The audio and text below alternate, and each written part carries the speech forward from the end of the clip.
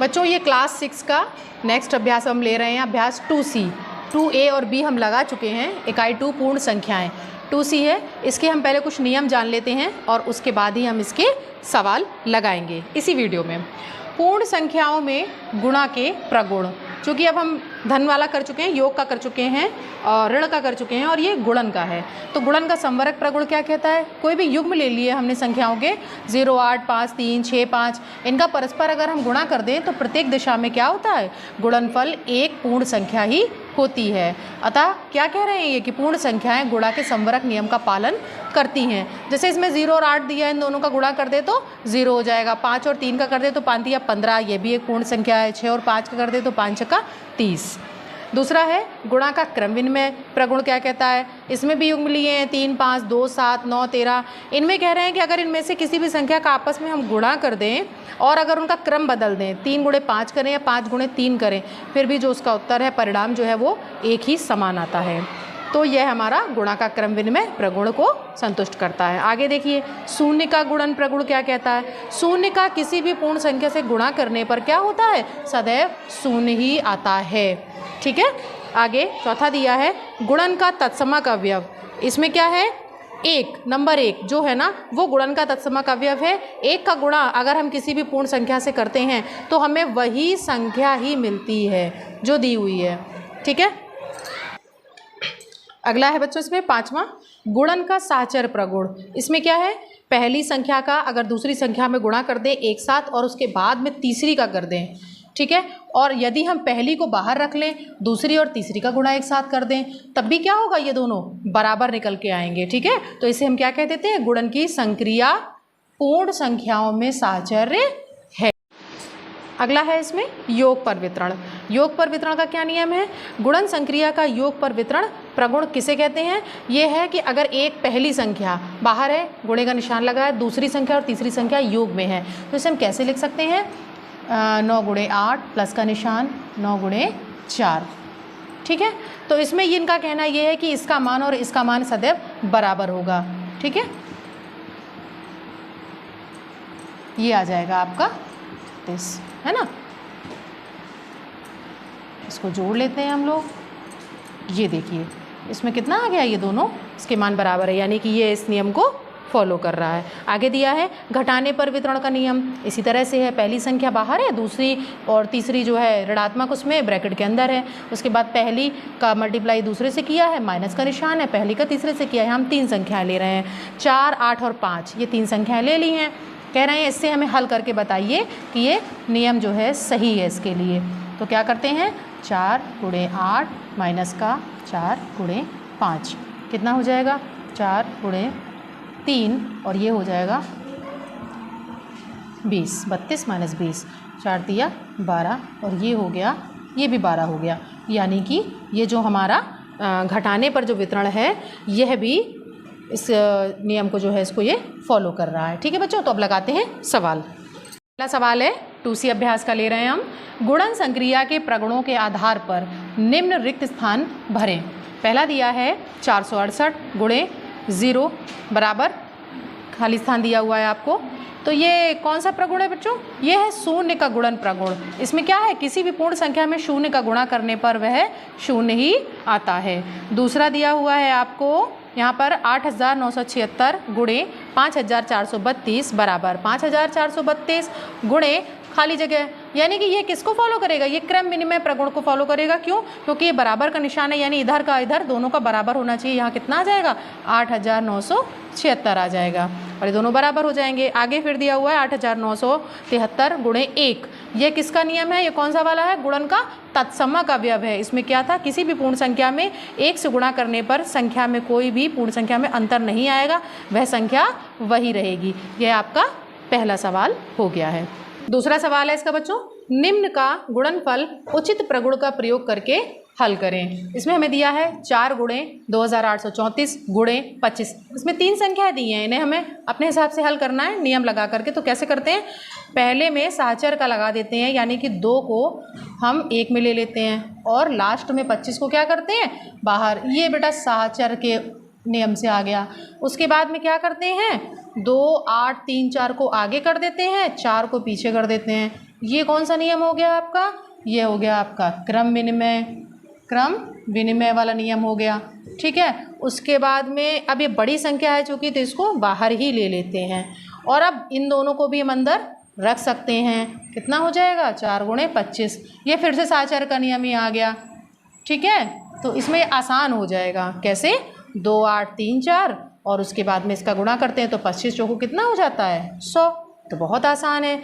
तो 2 8 3 4 0 0 ये इसकी वैल्यू आ जाएगी। आगे दिया हुआ है 5 गुणे 658 गुणे 80। तो इसको भी हमें ऐसे हल करना है। तो क्या करें हम? पहले 5 गुणे 658 इसको अंदर ले लेते हैं, 80 को बाहर रखते हैं। नेक्स्ट लाइन में क्या करते हैं? इन दोनों का क्रम विनिमय के तहत नंबर बदल देते हैं। एक को दूसरे के स्थान पे, दूसरे को पहले के स्थान पे रख दिया और लास्ट में हम क्या करते हैं? जो 658 है इसको हम बाहर ले लेते हैं और चूँकि दूसरी संख्या और तीसरी संख्या हमारी छोटी संख्याएं हैं तो इनको हम अंदर ले लेते हैं। अब गुणा करते हैं, आसानी से हो जाएगा। तो 658 गुणे कितना आ जाएगा? 8 चौक 32, 8 पंच 40, 400 हो गया।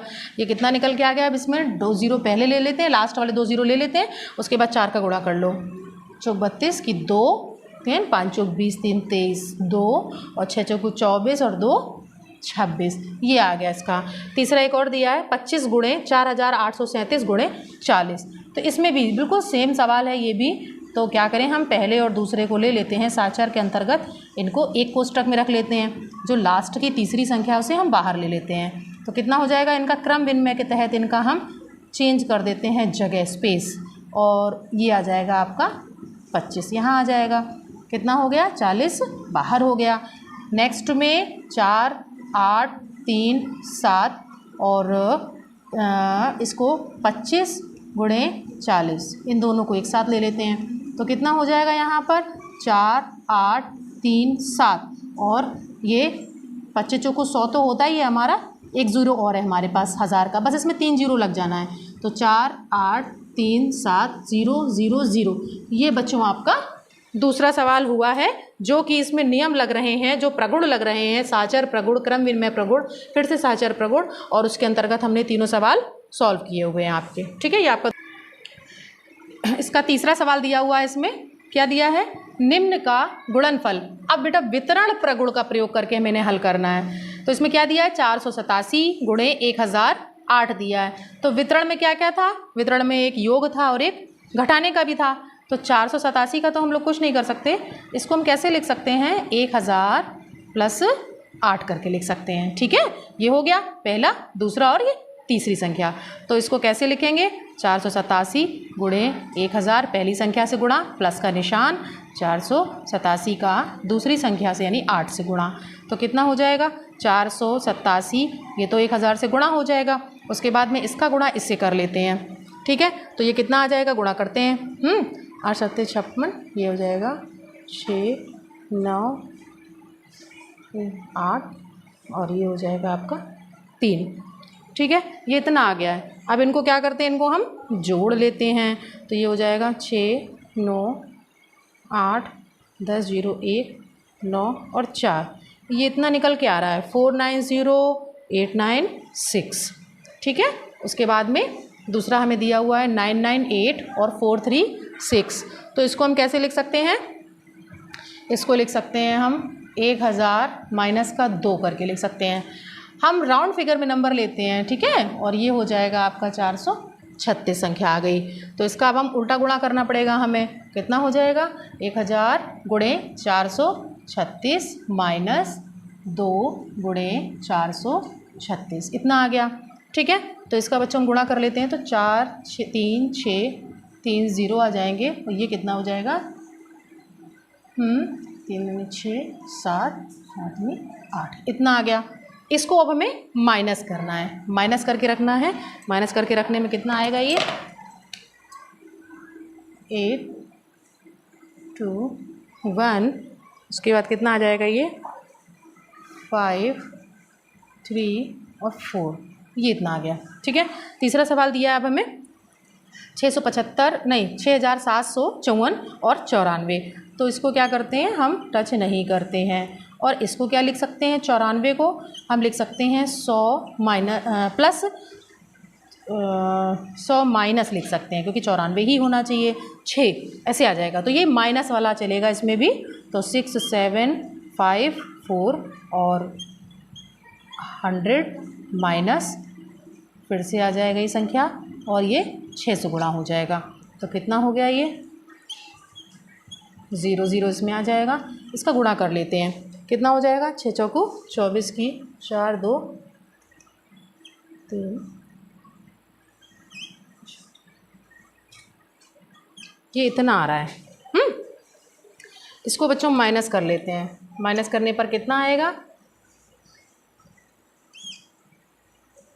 ये आएगा आपका कितना बचा यहाँ पर 4, ये हो जाएगा आपका 3 और ये लास्ट में आपका आएगा 6।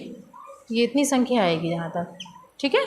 कई दाई सैकड़ा हज़ार 10,000 लाख कितना 6,34,876, ये इतना आ गया। उसके बाद में एक सवाल और है हमारे पास इसी का, फोर्थ लास्ट 26478 और 106 है, इसको हम लिख सकते हैं 100 धन 6 लिख लेते हैं, ये प्लस में आ जाएगा, योग का प्रगुण हो जाएगा 4 7 8 गुणे 100 और प्लस का निशान आएगा। तो ये फिर से लिखते हैं हम, गुणे इसमें कितना आ जाएगा 6 आ जाएगा। इसका बच्चों में गुणा करना है तो ये कितना हो जाएगा 26478 00 के साथ आएगा और इसका गुणा हमें करना है तो कितना हो जाएगा ये 8।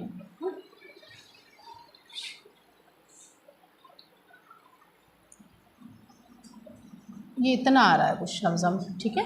इसको हम जोड़ते हैं,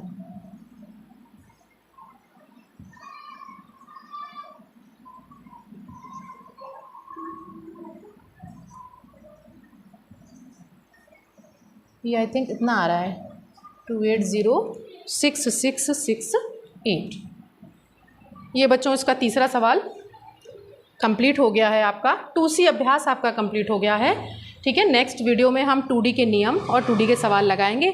इन सवालों में अगर आपको कोई दिक्कत आती है कमेंट में आप हमसे पूछ सकते हैं, ठीक है। चैनल को सब्सक्राइब करते रहिए, लाइक करते रहिए, शेयर करते रहिए और गणित लगाइए मेरे साथ।